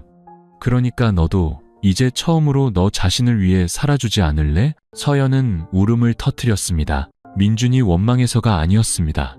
그가 단 한 번도 자신을 원망하지 않았기 때문이었습니다. 그녀는 눈물 속에서 말했습니다. 그 영상, 최 변호사가 돈 주고 찍게 한 거예요. 받았지만 당신을 해치려고 한 건 아니었어요. 그가 더 이상 당신 인생을 파헤치지 않게 하려고 한 거였는데 그 사람이 그런 인간인 줄은 몰랐어요. 민준은 고개를 끄덕였습니다. 그는 이미 짐작했습니다. 그가 사랑이라는 것을 한 번도 해본 적 없는 남자라는 것을. 하지만 너는 나를 팔았어도 부끄러움은 아는구나. 떠나기 전 민준은 돈봉투와 함께 메모 한 장을 남겼습니다. 너는 나에게 더 이상 빚진 것 없어. 아무도 과거를 모르는 곳에서 새로 시작해. 집에 돌아와 민준은 모든 것을 박 회장에게 털어놓았습니다. 이번에 그녀는 눈물을 흘리지 않았습니다. 그저 오랫동안 조용히 앉아 있다가 나지막이 말했습니다. 오늘에서야 알았네. 우리 둘 다 배신당한 적이 있다는 걸. 단지 운 좋게 진심을 가진 사람을 다시 만난 사람이 있을 뿐이지. 민준은 그녀를 바라보았습니다. 그의 마음속에는 처음으로 나이도, 계급도, 환경의 차이도 느껴지지 않았습니다. 오직 한 가지, 회장님이 안쓰럽다는 마음뿐이었습니다. 그리고 처음으로 박 회장이 손을 들어 민준의 이마에 남은 아물지 않은 상처를 어루만졌습니다. 나도 그렇다네. 서연과 만난 지 거의 일주일이 지났지만 최 변호사 측에서는 아무런 움직임이 없었습니다. 그것이 민준을 더욱 경계하게 만들었습니다. 그는 저 교활한 여우가 치명적인 한 방을 준비하고 있다는 것을 알았습니다. 그리고 예상대로 월요일 아침 박 회장의 변호사 사무실은 관계 기관으로부터 긴급 공문을 받았습니다. 박선자 회장이 2005년부터 2010년 사이 대규모 자금 세탁 혐의와 관련되어 개인 계좌와 자산이 일시적으로 동결되었다는 통보였습니다. 첨부된 파일에는 수십 개의 은행 계좌, 내역 사본, 토지 양도 증서, 그리고 낯선 이름들과 맺은 매매, 계약서 등 상세한 서류들이 들어있었습니다. 모든 서류에는 확인필 도장이 찍혀 있었습니다. 민준은 한 장 한 장 넘겨보았습니다. 볼수록 모든 것이 너무나 완벽하게 조작되어 있었습니다. 마치 보이지 않는 손이 조용히 자료를 모으고 편집하고 박 회장에게 완벽한 범죄자의 누명을 씌운 것 같았습니다. 박 회장의 변호사가 한숨을 쉬었습니다. 아무래도 저들이 오래전부터 이걸 준비한 것 같습니다. 민사소송에서 이기지 못하니 이제 형사사건으로 끌고 가는 겁니다. 만약 박 회장님께서 자금 세탁을 했다는 게 증명되면 재산이 불법으로 간주되어 유언장도 효력을 잃게 됩니다. 박 회장은 얼굴색 하나 변하지 않고 조용히 앉아 있었지만 눈에는 깊은 피로감이 서려 있었습니다. 또다시 그녀의 명예가 복수의 도구로 이용당하고 있었습니다. 민준은 그것을 받아들일 수 없었습니다. 그는 서류에 적힌 시간대들을 하나하나 다시 파고들었습니다. 그러다 2008년도 자료에서 한 이름이 그의 눈길을 사로잡았습니다. 유한회사 황금석유, 소유주는 강지훈, 박 회장의 전남편. 이 회사는 강지훈 씨 사망 후 10년 전에 해산되었습니다. 하지만 그 전까지 그는 주유소 사업 시스템의 모든 재무 활동을 책임지는 사람이었습니다. 민준은 저택 3층에 있는 강지훈 씨의 옛 서재에서 서류 캐비닛을 뒤지기 시작했습니다. 3시간 동안의 사투 끝에 마침내 그는 녹슨 낡은 금고 하나를 발견했습니다. 그는 열쇠공을 불렀습니다. 금고 문이 열리자 안에는 누렇게 변색된 서류 뭉치와 낡은 USB 몇 개, 그리고 작은 봉투 하나가 나왔습니다. 봉투에는 이렇게 쓰여 있었습니다. 만약 내가 갑자기 떠나게 되면 이것을 선자에게 전해주시오. 민준은 봉투를 열었습니다. 안에는 힘있는 남자의 필체로 쓴 편지가 있었습니다. 선자, 당신에게 사과가 필요 없다는 걸 알지만 그래도 써야겠소. 2005년부터 2010년까지 나는 공장 프로젝트의 세금을 피하기 위해 부득이하게 당신 계좌를 이용해 외부 파트너들의 자금을 옮겨야 했소. 당신이 반대할까봐 말하지 못했소. 모든 진짜 서류는 내가 보관하고 있소. 만약 언젠가 그들이 당신을 공격해오면 이 USB와 내가 따로 서명한 계약서들을 사용하시오. 거기엔 내 지장, 서명, 사업자 번호, 증빙자료가 모두 있소. 당신이 관련 없다는 것을 증명하기에 충분할 거요. 미안하고 나를 버리지 않아줘서 고맙소. 남편 지훈. 편지를 다 읽은 민준의 손이 떨렸습니다. 그는 USB를 확인했습니다. 안에는 원본 계약서 스캔 파일, 강지훈 씨 회사와 거래처 간의 은행 내역과 대조된 세금 납부 증명서가 전부 들어있었습니다. 모든 것이 박 회장은 위임에 따라 계좌 명의만 빌려줬을 뿐 자금 세탁 혐의가 있는 돈을 직접 받거나 사용한 적이 없다는 것을 증명했습니다. 이틀 후 관계자 회의에서 민준의 변호사는 수사기관 대표 앞에서 공식적으로 증거를 공개했습니다.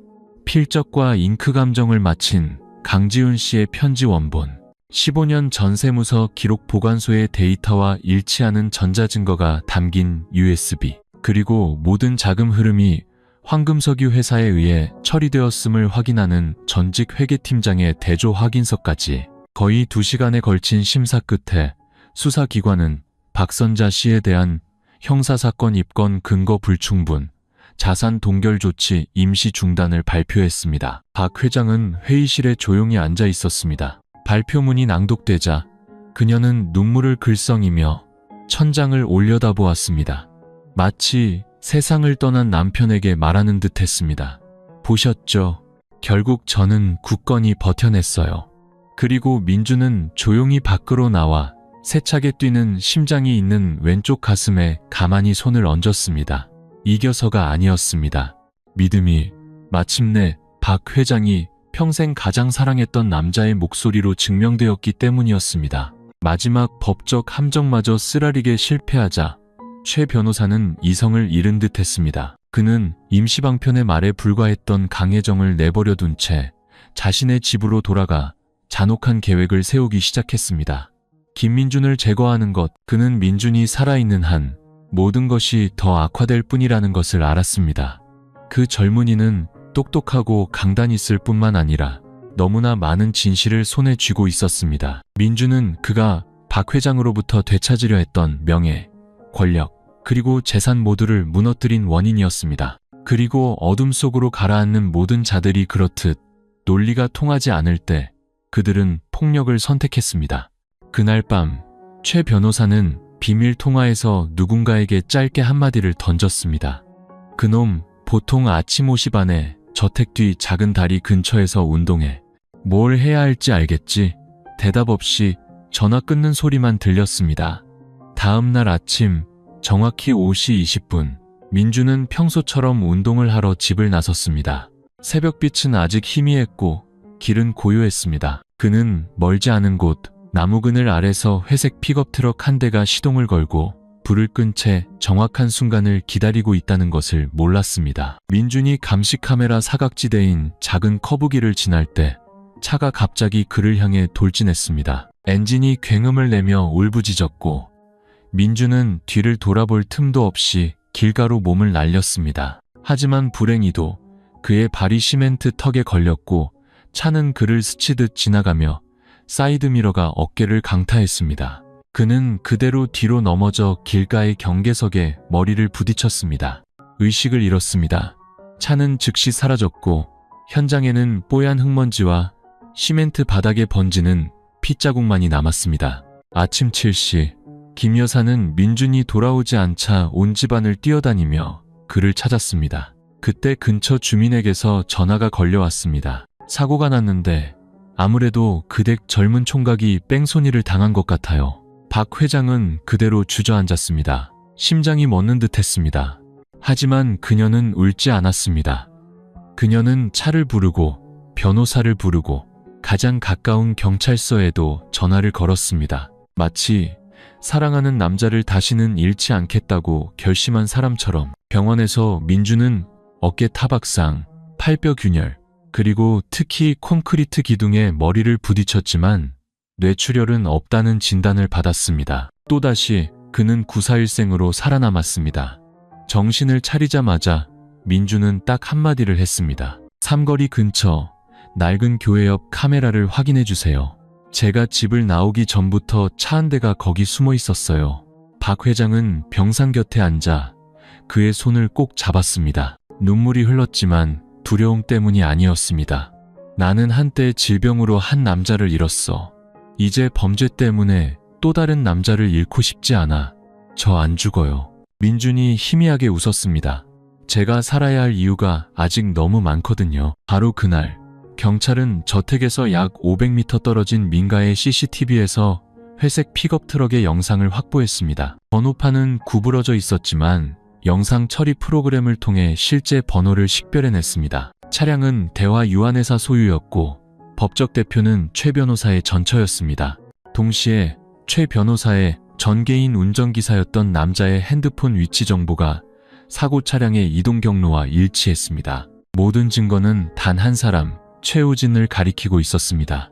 그날 밤 도 경찰청에서 열린 비공개 회의에서 긴급 체포영장이 발부되었습니다. 박 회장은 경찰차가 최 변호사를 태우고 저택 대문을 지나는 것을 멀리서 지켜보았습니다. 민주는 팔에 붕대를 감고 어깨 보호대를 한 채 나지막이 말했습니다. 하늘의 법이 사람의 법보다 무서운 법이죠. 그는 권력이 있어서 이길 거라 생각했겠지만 진실과 양심을 이길 수 있는 사람은 아무도 없습니다. 박 회장은 고개를 끄덕였습니다. 하늘의 그물은 넓고도 촘촘하지. 최 변호사가 공식적으로 기소되어 구속된 지 3일 후 저택의 분위기는 한결 부드러워졌습니다. 박 회장은 식사와 잠을 제대로 자기 시작했습니다. 여전히 마음 한구석은 무거웠지만 민주는 아직 어깨보호대를 해야 했지만 혼자 걸을 수 있게 되었습니다. 그는 유 원장의 효력을 공식화하고 박 회장의 명예와 재산을 되찾기 위한 마지막 재판을 준비하며 서류들을 정리하기 시작했습니다. 하지만 그날 아침 5시 20분 온 집안이 잠들어 있을 때 민준의 핸드폰이 울렸습니다. 낯선 번호였습니다. 여보세요. 수화기 너머에서는 중년 남성의 거칠지만 또렷한 목소리가 들려왔습니다. 자네가 김민준 군인가? 강지훈 씨의 아내 박선자 회장님과 함께 지내는 사람 누구시죠? 나는 임정수라고 하네. 예전에 강 사장 회사 황금석유의 재무이사였지. 자네를 급히 만나야겠네. 그의 비자금에 관해서 민주는 눈을 가늘게 떴습니다. 무슨 말씀이시죠? 비자금이라니요. 내 말이 틀렸다면 경찰에 신고하게. 하지만 자네가 해외에 있는 LL홀딩스라는 이름의 계좌를 알게 된다면 내 말을 이해하게 될 걸세. 자네가 지금까지 알고 있는 건 강 사장이 남긴 진짜 유산의 아주 작은 일부에 불과해. 민준의 심장이 멎는 듯 했습니다. LL홀딩스. 몇 주 전 계약서 스캔본에서 스쳐 지나갔던 이름이었습니다. 하지만 회사 주소나 법적 연관성이 명시되어 있지 않아 그냥 넘어갔던 이름. 전화로는 말할 수 없네. 임 이사가 말을 이었습니다. 하지만 내가 거래 원본을 가지고 있어. 만약 이게 나쁜 놈들 손에 들어가면 박 회장님은 저택뿐만 아니라 국제 자금 세탁 혐의까지 뒤집어 쓰게 될 걸세. 민주는 잠시 생각에 잠겼습니다. 제가 찾아뵙겠습니다. 하지만 장소는 제가 정하고 왜 이제야 연락하셨는지 이유를 말씀해 주셔야 합니다. 임 이사의 목소리가 낮아졌습니다. 전에는 아무도 믿지 않았으니까. 하지만 자네가 법정에서 박 회장님을 보호하는 모습을 보고 강 사장님이 믿을 만한 사람을 제대로 고르셨다는 생각이 들었네. 그날 정오, 그들은 수원 외곽의 한 낡은 카페에서 만났습니다. 임 이사는 60대 초반으로 수수한 옷차림에 깊고 조금은 수척한 눈빛을 하고 있었습니다. 테이블 위에는 낡은 서류 가방이 놓여 있었습니다. 이게 강 사장님 마지막 3년간의 상세 내역일세. 임 이사가 입을 열었습니다. 총 200억 원이 넘는 돈이 자회사들을 거쳐 싱가포르의 LL홀딩스로 모였지. 원래 목적은 중부지방으로 주유소 체인을 확장하기 위한 투자금이었어. 하지만 그가 갑자기 세상을 떠나면서 그 모든 금융 시스템이 주인 없는 자산이 되어버렸지. 민주는 입을 다물지 못했습니다. 그런데 왜 아무도 몰랐죠? 박 회장님조차도요? 그가 일부러 숨겼으니까. 박 회장님을 두려워해서가 아니라 이게 드러나면 당시 정치권과 결탁한 놈들에게 전부 빼앗길까봐 두려워했기 때문이야.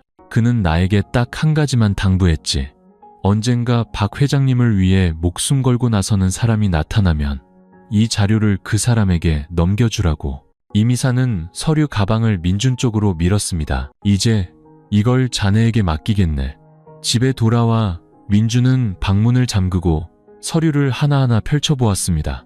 모든 페이지가 날카로운 칼날 같았습니다. 싱가포르 DBS 은행의 계좌 내역서, 익명 금융 신탁 계약서, LL홀딩스 명의로 된 17개 필지의 토지 소유권 이전 증서. 어디에도 박 회장의 이름은 언급되어 있지 않았습니다. 하지만 누군가 이것을 추적해낸다면 그녀를 불법 재산 상속자로 고발할 수 있었습니다. 그리고 현재 이 재산을 청산할 수 있는 법적 역할을 가진 유일한 사람은 바로 민준이었습니다. 박 회장이 최 변호사 사건 이후 국내의 모든 서명권을 그에게 위임했기 때문입니다.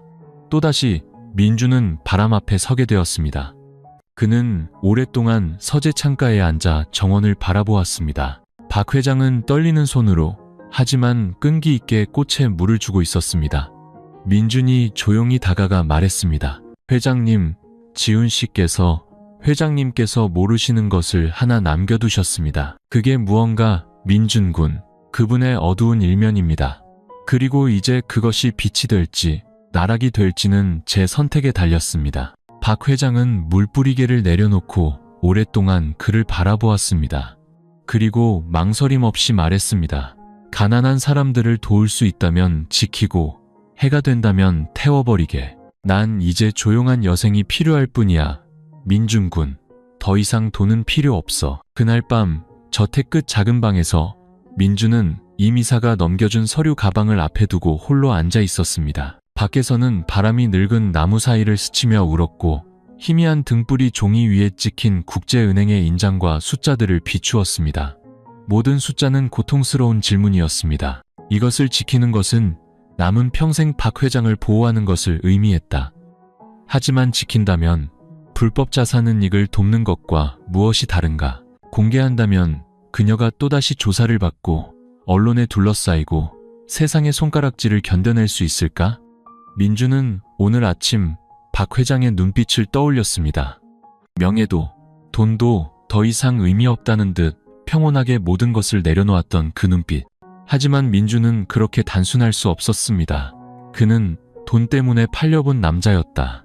무엇이 깨끗한 것인지, 자존심의 가치가 무엇인지 그는 알았습니다. 그리고 그는 자리에서 일어나 이미사에게 전화를 걸었습니다. 결정했습니다. 모든 것을 공개하겠습니다. 하지만 외부에서 왜곡하지 못하도록 정확한 법적 절차를 밟을 겁니다. 수학이 넘어는 몇 초간 조용했고 이내임 이사가 작게 웃었습니다. 자네는 어렵지만 옳은 길을 선택했군. 회장님께서 허상 속에서 살게 하고 싶지 않습니다. 또한 언젠가 다른 누군가가 이 서류들을 파헤쳤을 때 회장님께서 의심의 눈초리를 받게 하고 싶지도 않습니다. 다음날 아침 민준은 변호사 임 이사와 함께도 경찰청을 찾아갔습니다.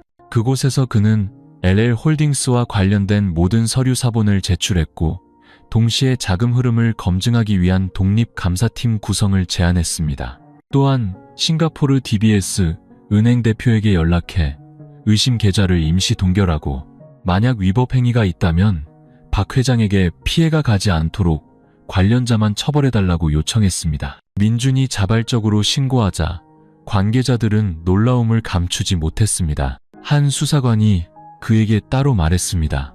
자네가 침묵했으면 아무도 이걸 찾아내지 못했을 걸세. 그런데도 빗속으로 끌어내기로 결정했군. 존경스럽네. 민준은 한마디로 대답했습니다. 훗날 돌아봤을 때 제가 깨끗함을 팔아 살아남았다는 사실을 마주하고 싶지 않기 때문입니다. 저녁에 민준이 모든 것을 박 회장에게 이야기했을 때 그녀는 아무 말도 하지 않았습니다. 그저 오랫동안 테라스에 앉아 강지훈 씨가 신문을 읽곤 했던 정원박 자두나무를 바라볼 뿐이었습니다. 한참 후에야 그녀가 쉰 목소리로 말했습니다. 나라면 아마 침묵했을 거야. 하지만 자네가 진실을 말할 용기가 있었기에 내가 아직 행운아라는 생각이 드는군. 그녀가 민준의 손을 잡으며 말했습니다. 자네는 지훈 씨가 나에게 남긴 마지막 선물이야. 재산이 아니라 옳게 사는 법을 아는 사람. 처음으로 박 회장이 그 말을 어른에 베푸는 듯한 목소리가 아니라 진심 어린 존경심을 담아 말했습니다. 그리고 바로 그날 밤 그녀는 서랍에서 봉인된 봉투 하나를 꺼내 민준에게 건넸습니다. 이것이 가장 최근에 수정한 유언장일세. 나는 재산을 물려주는 것이 아니라 나와 지훈 씨 그리고 이 가문의 명예를 지킬 권리를 물려주는 것이야. 자네가 자네 자신을 지켰던 것처럼 올바르게 사용해주게. 민준은 봉투를 받고 고개를 숙였습니다. 눈물은 흐르지 않았지만 가슴이 아플 정도로 먹먹했습니다. 그것은 단순한 믿음이 아니었습니다. 하나의 인격을 계승하는 것이었습니다. 그 후 며칠 동안 민준이 비자금을 공개하고 자진해서 조사를 요청했다는 소식이 퍼져나갔습니다. 처음에는 혼란스러워하던 여론도 박 회장은 전혀 관련이 없으며 이 모든 것을 주도한 사람이 그들이 한때 경멸했던 젊은 남편이라는 사실을 알게 되자 시선이 바뀌기 시작했습니다. 언론은 그를 아무도 하지 못한 일을 해낸 젊은 사위라고 부르기 시작했습니다. 동네 사람들은 그 김서방 가난했지만 비굴하진 않았어라고 말했습니다. 민준이 강지훈 씨의 숨겨진 재산에 대한 서류를 자진 제출한 지 거의 한 달 후 관계기관은 해외 은행 시스템 및 국내 세무 데이터와 대조하여 검증 과정을 마쳤습니다. 20페이지가 넘는 결론 보고서가 박 회장과 민준에게 전달되었습니다. 주요 내용은 다음과 같았습니다. LL홀딩스 소유 자산은 합법적이며 자금 세탁 징후는 없음. 모든 자금 흐름은 사업 활동에서 비롯된 투명한 출처를 가짐. 다만 장기간 익명으로 존재했고 유언장에 명시되지 않았으므로 합법적인 상속인이 관련성을 증명할 때까지 국가의 임시 관리를 받음. 민주는 안도의 한숨을 내쉬었습니다. 그는 폭풍 후에 맞설 준비가 되어 있었지만 다행히 강지훈 씨는 모든 것을 법의 테두리 안에서 처리해 두었습니다. 그러나 이 결론은 산들바람에 불과했습니다. 더 큰 태풍은 아직 뒤에 있었습니다. 3일 후 도경찰청은 박상철이라는 인물을 체포했다고 발표했습니다. 그는 7년 전 개인적인 사유로 퇴직한 동부석유그룹의 전 재무팀장이었습니다. 사실 박상철은 최 변호사를 위해 자금 세탁 허위 서류를 만드는 모든 계획의 배후 인물이었고 민준을 함정에 빠뜨리기 위한 유령 계약서를 제공한 장본인이었습니다. 하지만 충격적인 것은 박상철이 아니라 그의 배후에 있는 인물이었습니다. 진술 과정에서 박상철은 이렇게 말했습니다. 저는 그저 하수인일 뿐입니다. 진짜 명령을 내린 사람은 20년 넘게 선자석유의 직접적인 경쟁 상대였던 TN그룹의 정태성 회장입니다. 정태성이라는 이름은 낯설지 않았습니다. 그는 한때 강지훈 씨와 함께 사업을 하다가 부동산으로 방향을 틀었고 강지훈 씨가 사망하자 석유업계로 다시 돌아왔습니다. 그의 복귀는 단 하나의 목표를 가지고 있었습니다. 박 회장의 낡은 시스템을 모두 인수하여 선자석유를 TN그룹의 자회사로 만드는 것, 그리고 박 회장이 팔거나 협력하기를 거부하자 정 회장은 최 변호사를 뒤에서 지원하며 내부로부터의 전복 계획을 실행했던 것입니다. 유언장 조작, 가짜 친척 동원, 자금 세탁 서류 위조, 심지어 민준 암살 시도까지. 이 정보가 언론에 보도되자 지역사회는 발칵 뒤집혔습니다. 많은 사람들이 노처, 소부, 러치셔프 이야기가 그저 돈을 노린 쇼라고 생각했지만 이제서야 깨달았습니다. 민준이야말로 재벌 총수들 사이에 조용한 권력 게임을 막아선 사람이었다는 것을. 박 회장은 그때도 침묵했지만 민준은 그럴 수 없었습니다. 그는 곧장 경찰서로 가서 경제적 이익 침해, 고의적 상해, 조직적 사기를 통한 재산 탈취 음모 혐의로 정태성 회장을 고소했습니다. 여론은 폭발할 듯 했습니다. 많은 사람들이 민준이 입막음을 당할 것이라 생각했지만 그는 두려워하지 않았습니다. 그의 뒤에는 이제 본격적으로 움직이기 시작한 법률 시스템이 있었고 더 중요하게는 박 회장이 있었습니다. 그날 밤 두 사람이 테라스에 앉아 있을 때 민준이 말했습니다. 한때 저는 그저 빚을 갚기 위해 계약에 발을 들인 사람이라고 생각했습니다. 하지만 오늘에서야 알겠습니다. 제가 바로 지훈 씨께서 회장님을 지키기 위해 선택한 사람이었다는 것을요. 박 회장은 민준을 보지 않고 눈가에 눈물이 맺힌 채 웃으며 말했습니다. 그 사람이 나를 자네에게 남겨두고 간 거야. 오직 자네만이 진실되고 정직하게 살 용기가 있다는 걸 알았으니까. 나는 제국이 필요한 게 아니었어. 폭풍우 속에서도 돌아보지 않고 버텨줄 한 사람이 필요했을 뿐이야. 민준은 침묵했습니다. 그는 영웅이 아니었습니다. 하지만 이 순간 그는 더 이상 빚 때문에 늙은 여자와 결혼해야 했던 가난한 청년이 아니었습니다. 평생 오해받았던 한 여인의 명예를 지키기 위해 거대한 시스템과 맞서 싸우는 남자였습니다. 사건은 늦가을 아침에 막을 내렸습니다. 법원은 정태성 회장에게 사기, 재산 탈취, 고의적 상해, 그리고 석유시장 개입을 위한 불법 활동 조직 혐의로 징역 18년을 선고했습니다. 최 변호사의 이름도 판결문에 언급되었고 공범으로 10년형을 받았습니다. 박 회장을 무너뜨리려 했던 모든 자들의 가면이 벗겨졌습니다. 선자석유 주유소 체인은 소유권이 그대로 유지되었고 해외 자산도 공식적으로 합법화되었고 강지훈 씨가 남긴 상속 재산 명의로 이전되었습니다.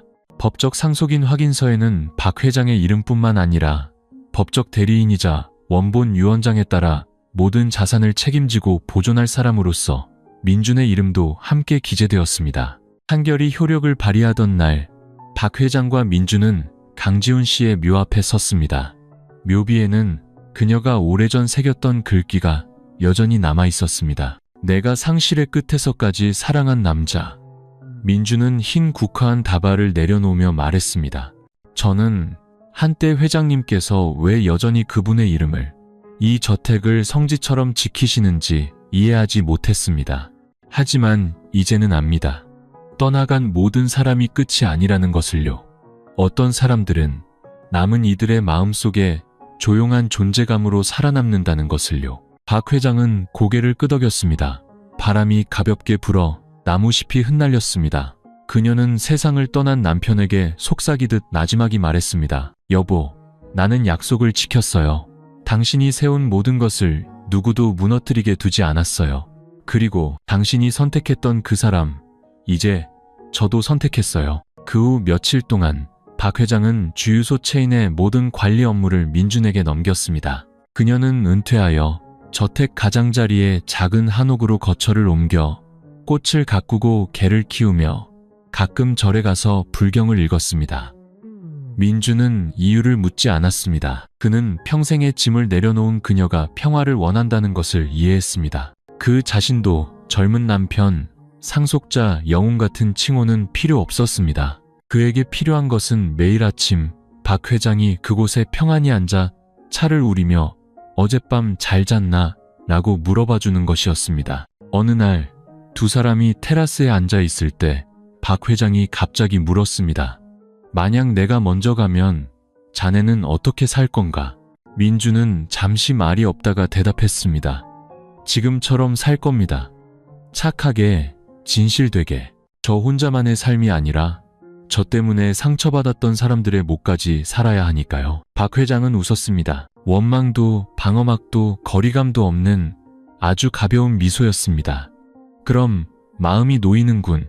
이야기는 거기서 끝이 났습니다.